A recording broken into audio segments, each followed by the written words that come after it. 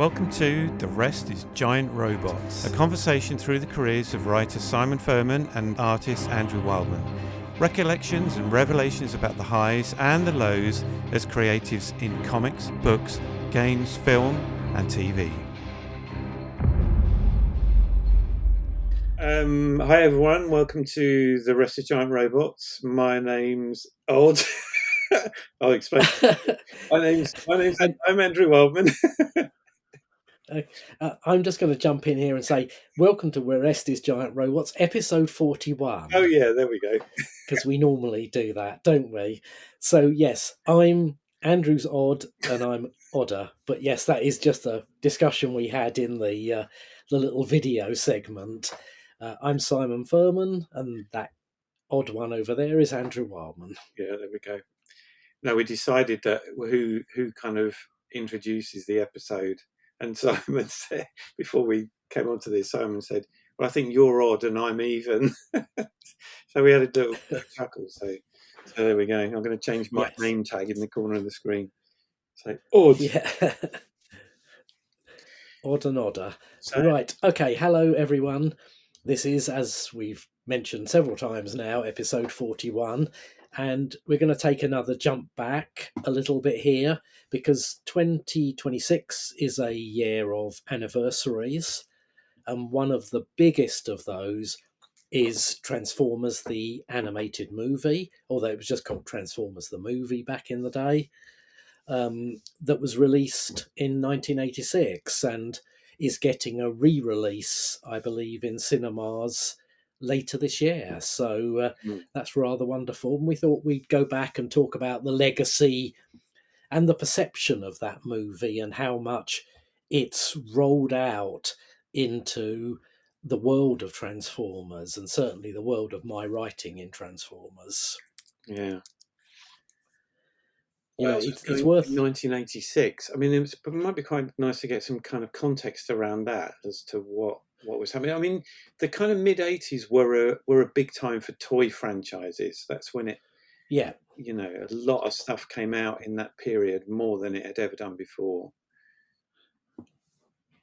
Yeah, I mean, it was the era of TV cartoons as effectively, sort of brands on screen, He-Man, Thundercats, Transformers, all those ones. There seemed to be a lot of, it was a busy time animation wise. And yeah, I mean, 86, I was working for Marvel UK. I was, we had Ian Rimmer was the editor of Transformers. I was the assistant editor. So everything had settled into a nice pattern for us on Transformers. And then, I mean, probably well before the movie was released, we got the heads up that this was happening, mostly because Hasbro UK wanted to promote the new movie-related toys. They were billed as the new leaders, and it was Galvatron and Ultra Magnus. We hadn't seen the movie at this point. We just knew these toys were coming up and that the movie was in the works. So it was all a bit sort of, okay, yeah, fine, nice cinema release. That's going to be good for us.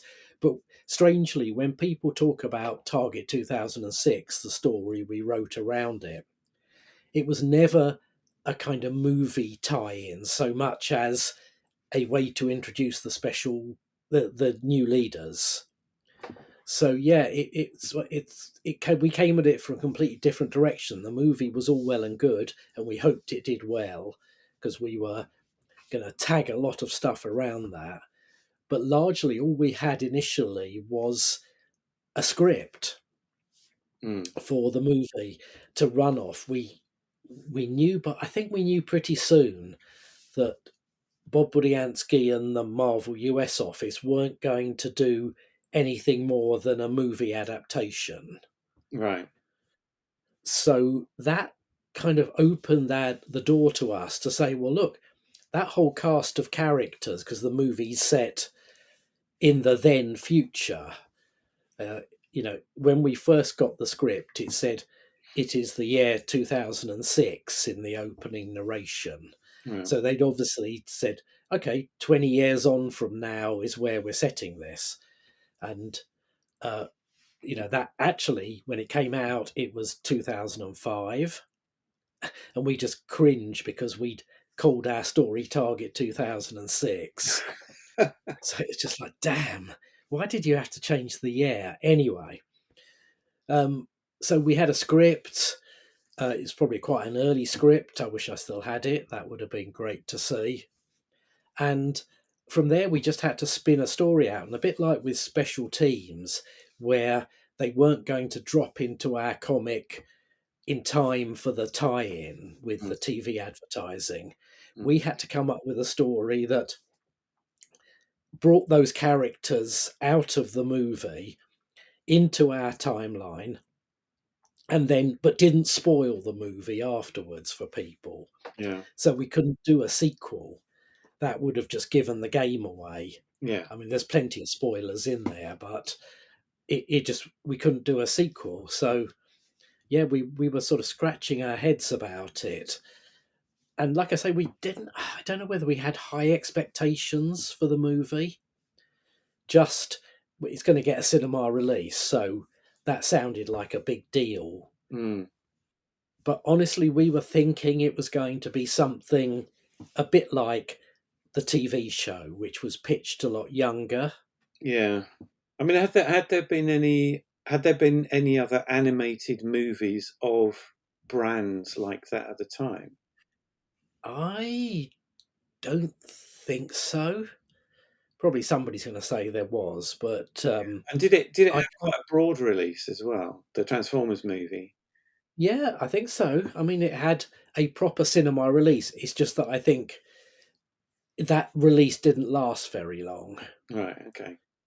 It was one of those ones where, we're going to talk a bit about the lasting legacy of the movie, really, because the actual release of the movie, and people saw it at the cinema for sure, but I don't think it was widespread at the time, No. and it came and went without much of a ripple.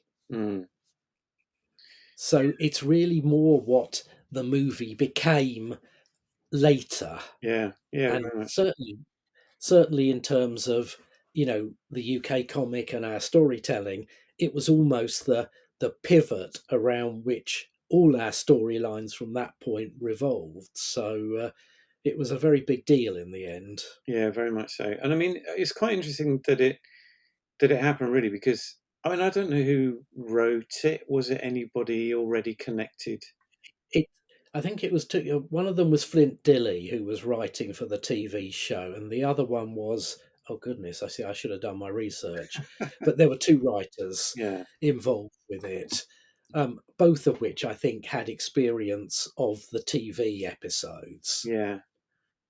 But it's But I don't interesting know that they whether went so big with it, isn't it? For a movie, you kind of it have is. to, but they weren't pushing the kind of known brands. I mean, they had the new toys, which is great, but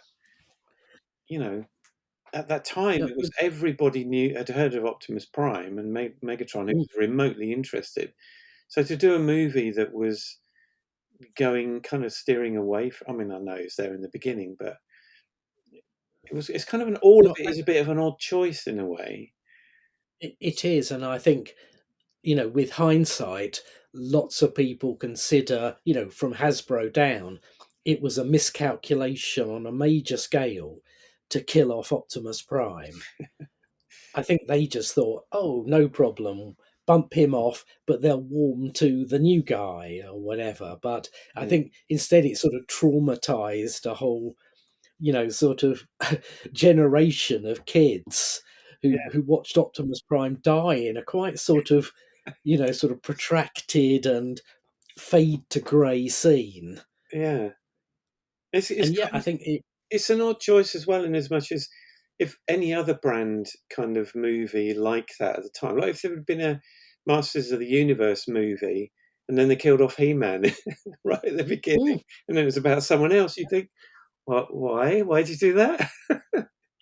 Yeah, I mean, I think in many ways, it was a massive misjudgment in that respect, Yeah.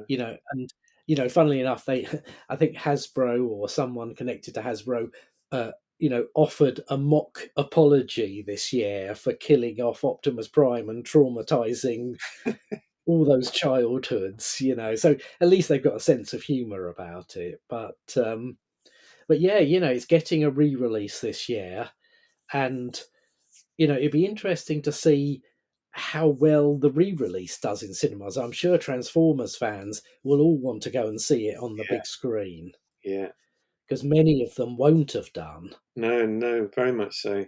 Yeah, really interesting to see how wide the release is. I'm really interested to see if they've actually done anything to it, whether they've enhanced it in any way, and whether they like when we spoke yesterday. I kind of mentioned this. Somebody out there might know. Has has anybody ever, and if they haven't, are they going to do it this time around? Are they going to tween it so that there are more frames per second? Because I would imagine it would be really easy to do that now. I mean, AI could probably do it for you Mm, quite easily. Just to, I mean, I yeah, don't in no way um, condone AI, but I'm just saying the technology is there to be able to yeah. clean it without having to kind of hand draw more panels. Um, I suppose you're right. I mean, I hope at the very least it's sort of remastered yeah, for modern cinema screens and presentation. Apart from anything, the soundtrack, sound. which we'll talk about in a bit. Oh, hang on. Oh, If I can pause this, by the way, Simon. Hang on. okay. Okay. At the very least, I really hope they polish up and buff up the soundtrack, which we're going to talk a bit more about later. But the soundtrack was a big, big part of that movie, and I think why people still remember it. And it had kind of proper sing-along songs to it, didn't it? It was, and it had a cast. Orson Welles' last film. It was kind of hilarious. But Leonard Nimoy was Yeah, Galvatron, Eric Idle was Wreck-Gar, Robert Stack was Ultra Magnus. These were kind of movie names, or yeah, certainly, live action TV names. yeah. So yeah, it was a proper thing, but somewhat, I think, misjudged in terms of the core story. Mm. They probably thought. I just think they. Do you think that they, in some ways, to dial it up a bit and make it very different to what was a toy-based kids TV show, they had to do something else? And I mean, and the scale of the story is good. It's big. It's more what you did with it then subsequently, and what it Mm, became. I guess without maybe they were worried that people would identify with Optimus Prime as a child's toy, and they were pitching for a slightly older age group. So they thought we'll bring in new and different characters. Maybe that mm. was it. And brands do refresh themselves. I just think they they should have kept Optimus Prime as well. Killing him off was you know a mistake that, and in fact, when they killed him off in the original Marvel US comic, Yeah, we made an in-house decision not to kill him off. So our storylines continued with Optimus Prime in them, even though technically they'd, sort of, he's destroyed in a computer game in the comic or something, which always felt a wee bit naff to me. But yeah, especially as inevitably it looks even more dated now. yeah, yeah. It would do. Yeah. But anyway, I mean, that aside, we on the comic just said, well, no, Optimus Prime and Megatron are why people are buying this comic regularly, week in, week out. Hmm. And so while they were sort of removed, we tinkered a bit with those issues. I think it's like 24 and 25 of the American comic. We actually went in and slightly re-dialogued bits. Right. So we could get away with bringing Megatron and Optimus back. Okay. Yeah. And so, and they let you do all of that, did they? They would. I mean, Nobody cared. these days, I'm not totally sure we told Marvel America we were doing it. Yeah. But Marvel America wasn't really aware of us anyway at that No. point. No. So I think we just did it. And, it was such a sort of more innocent time with brands and everything. We just used to do things. I mean, everything had to be run past Hasbro UK. So we figured we were covered. Yeah. Yeah. Yeah. I mean, it made it I can remember making it confusing then when I worked on the American book, and then it was the Power Master Prime, and so in some ways that was my Prime, really. Well, I Yeah. haven't sort of thought much about him since. I've drawn him for people a few times, but and then coming back to do some work on the UK comic, and then it was the normal Prime, and I wasn't that familiar with Yeah. him, so it's like, okay, well, okay, yeah, he's slightly different, isn't he? Yeah. So it was odd that there was that clash then between. But Yeah. yes, yeah. I mean, it was odd. But anyway, I mean, that aside, it was interesting that, once we saw the movie, I think our perceptions of it changed completely as well. Mm. I think Hasbro arranged a screening for us, Okay. either just as it came out or before. And so we went to a cinema to see it. And honestly, from the opening beats of the music, Yeah. it was just like, wow, what is this? We're thinking it's going to be a glorified version of the TV show. And Yeah. honestly, from that sort of bit where the sort of rock version of the Transformers theme comes in, Yeah. we're just going, this is a bit different. And it starts off with this massive scene of destruction as Unicron destroys Lithone, this other planet. And we just go, whoa. Mm. And we just hadn't seen animation like this. No. It really was wow. Yeah. Yeah. I mean, the And animation is and yeah, incredible because even though it's less frames a second than you would normally have for animation like that, but there's so much in it that it's not surprising that they had to do it as whatever it was, 8 frames a second. So it's very, very jerky. But all the transforming of Unicron and all the bits and I mean, doing that as a hand drawn animation, yep, mental. crazy, but nevertheless, there it was. And like I say, we were blown. I was certainly blown away by it. And I wasn't expecting to be, Mm. even having read the script. And you know, I think I was unprepared for how different the style of animation was in it, and how good the story was. Yeah. It really rattled along. I think again we had an early draft of the script, and this felt a lot more polished and zippy in terms of its pace than the version we'd read. Mm. Yeah. But Yeah. but yeah, well, I guess you probably never saw it at the cinema, did you? I didn't know, and I would very much like to see it at the cinema. No, I mean my first knowledge of it, because I didn't really know anything about Transformers when I started working on it. And then I was given a VHS tape by you guys at the Marvel UK office as reference, as well as some model sheets and bits and pieces Yeah. and that kind of stuff.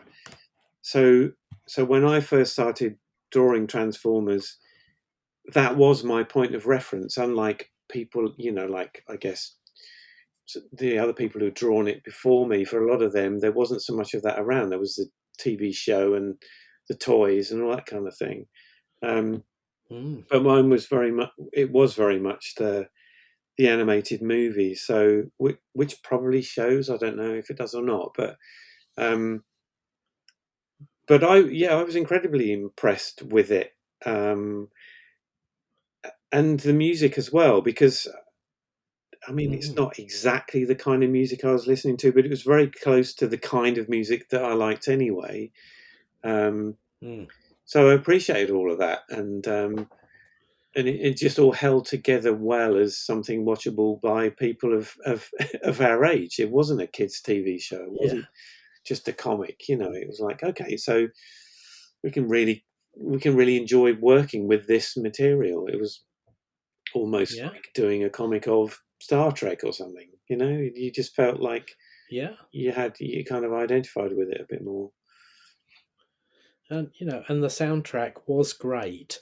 It had catchy songs. It had a sort of proper sort of 80s rock Yeah, vibe to it. yeah, You've got The Touch, the Stan Bush song, and Instruments of Destruction. So it was all that sort of hard rock, sort of 80s, slightly overblown oh yeah, kind of soundtrack, but great, and songs that I've got to say have, for me, sort of endured. mm, I don't find, if I listen to the soundtrack now, I still think that's still a great song. And it goes so well with the movie itself. yeah, yeah. They do, and it gives it, you know, dare and all those kind of things. It's like, and people have obviously referred to this many times since. It adds it because there is a message in Transformers, but the songs, and very often is the case, it just adds another layer of kind of emotional depth to Mm, what some of the subtext of the story is trying to say, and it does it very well, very yeah, well. I agree. It is good, and we were lucky enough to be at BotCon '97 Yeah, when both Vince DiCola, who'd done the main score for the movie, and Stan Bush, who'd sung The Touch and possibly one of the other songs on it, mm, were there as guests, and they did a live concert that evening, yeah. which was just wonderful. It was incredible, and it was pretty much a. I can't remember. I can't remember how much of a band it was as such. I mean, there was Vince. There was definitely somebody else playing keyboards as well. I don't know whether there were live drums or not, but there was enough there to Mm, just really give it some scale and some mm, breadth in a hall which had a good sound system. And so yeah, when the opening beats of the Unicron thing started, I mean, people just went mm, nuts. yeah. Quite rightly so. I mean, yeah, it was incredible, and this was only 11 years after the release of the movie. Weird to think that it's now 40 years, but great news that Vince is coming to TF Nation this year. Yeah, No, yes, Vince, yeah, and it'll be lovely to see him again because he's such a nice chap, and it's just like, wow, what a way to celebrate the movie. Get Vince over. I hope he does some music. yeah. I think it's I think it's very unlikely that he won't. Well, I can't believe they'd miss that No, opportunity. absolutely, absolutely. Yeah, well, And whereas sometimes I might skip the evening entertainment in favour of the bar at TF Nation. yeah, No offence to whatever's going on, but generally I'd rather be in the bar. I will definitely make sure I'm there to hear Vince play if he yeah. plays. I think if Vince is doing an evening performance, the bar will be pretty empty. Yeah. Yeah. I'll just see if I can smuggle a beer in. Yeah, probably. Yeah. No, it will really be good to see Vince again. I mean, seen him. I mean, I don't know how many times he's kind of crossed your path because it has occasionally over the years. Um, we've seen him. Last time I saw him was in Toronto. Um, Mhm. he was there, so that was really nice to see him. But yeah, he's a lovely chap and such a talent. I mean, Yeah. I did listen to some of the soundtrack because I knew he was coming over, so I thought, well, I'll have a listen again. I mean, I can kind of remember a lot of it, but I listened to it and thought it's so some of it is so complex for Yeah. music for a movie like that. It's just phenomenal. Phenomenal. He Yeah. has been described. I know this because he told me this story himself. But he has been described as the best keyboard player that Yes never had. He would have been so good as playing keyboards for Yes, Mm. because it's exactly the kind of stuff that he would do and loves.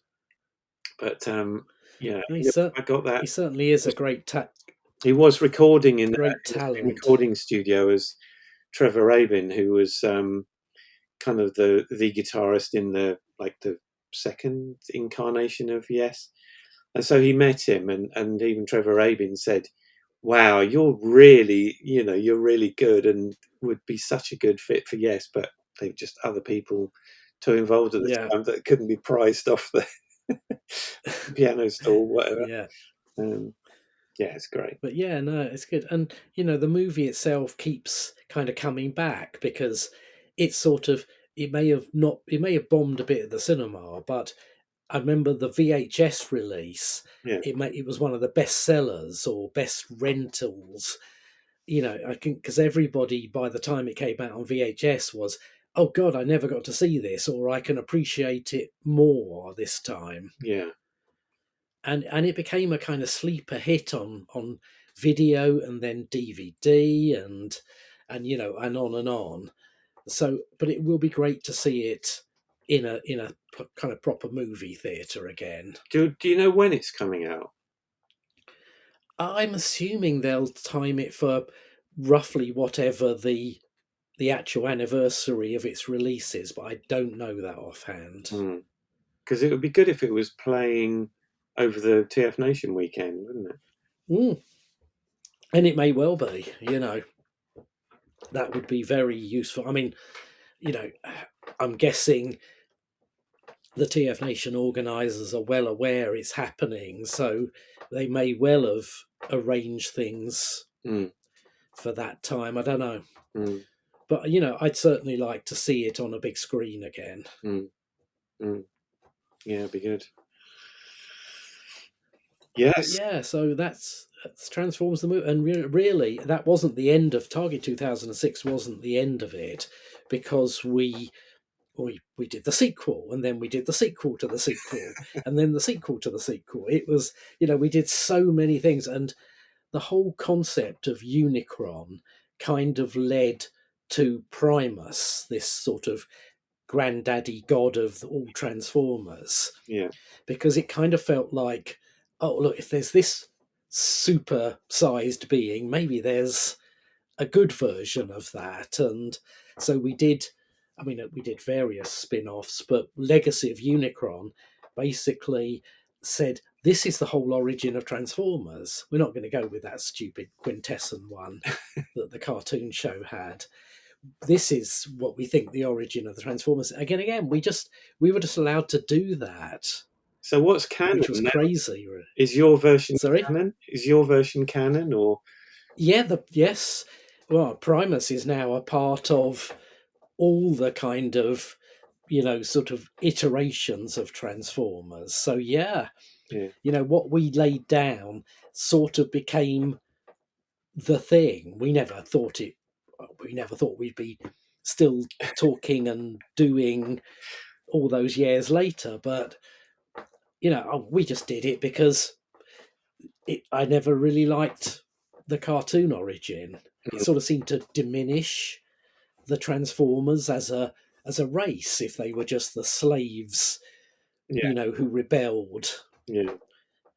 It just didn't kind of feel grand enough. And I think that's what we tried to do with the comic, or I tried to do, was give Transformers that sense of cosmic grandeur that I'd loved when I read, Stan Lee and Jack Kirby's Thor or Fantastic Four. Yeah. It just felt there were epic things going on outside our world. Yeah. And it just felt better if the Transformers were something with cosmic clout. Yeah. Yeah. So yeah, and yes, and wow, weird to think here we are 40 years later, and they are still doing, things are still set around what that movie established, Yeah, yeah, and also it was a which is huge influence on many art of the style of many of the artists that have worked on, Mm, work. You can kind of see it. I mean, there were various styles in Marvel UK and Marvel US. I guess that initially were dictated by the TV show, but certainly by the time we got to Dreamwave, you can tell that people had a more of an understanding of kind of manga and anime by that time anyway. yeah, So it's possible that they would have done that, but they had the movie to really lean back on and give it that sense of weight, which I think yeah, most people have kind of run with that.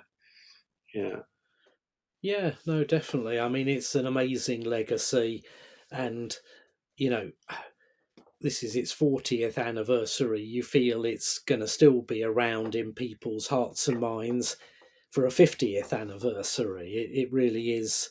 It yeah, has kind of endured. yeah, incredible. Whether you or I will be around to see that, I don't know. But Well, another 10 years? Yeah, come on. I no, would we hope hope so. so. Yeah, We've mind got you. things to do. We got in 10 years. We've, Mm, we've got another book to do, Simon. Come on. we have, yeah. We have indeed. We've got to get the engine out. Yeah, I keep talking to people about it, saying, "Hey, we've got Yeah, this great idea." yeah. Well, we have to do it, but it's finding the time at the moment. Yeah, sure. Yeah, yeah.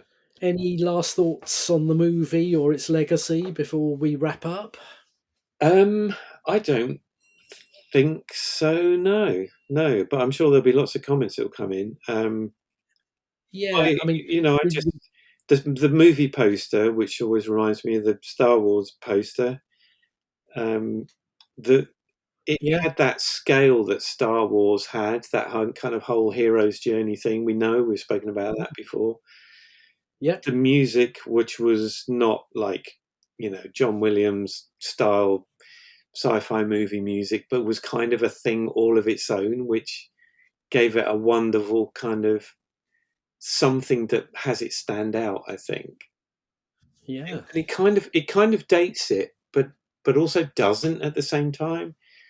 It dates it because it's Well, very recognizably, like you said, 80s power rock, but at the mm, same time, that that kind of what Vince certainly did with the instrumental stuff, yes, it's of its time, but it's also timeless at, as mm, well, and yeah. gives it something. I mean, can you imagine the movie rescored with like Hans Zimmer music? It would be an amazing thing, but it just wouldn't be. It No, wouldn't maintain that that thing that it has because of all of those elements. I mean, I think those things just gelled, and if you tinkered with anything much, it wouldn't be the same at all, the same experience. Yeah, And some of it's kind of dopey. When you get to the planet of the junk and they all have a dance to be dare to be stupid, it's like, wow, that's veering towards the kind of level of the TV show, but it kind of still works. I don't wince when I see it.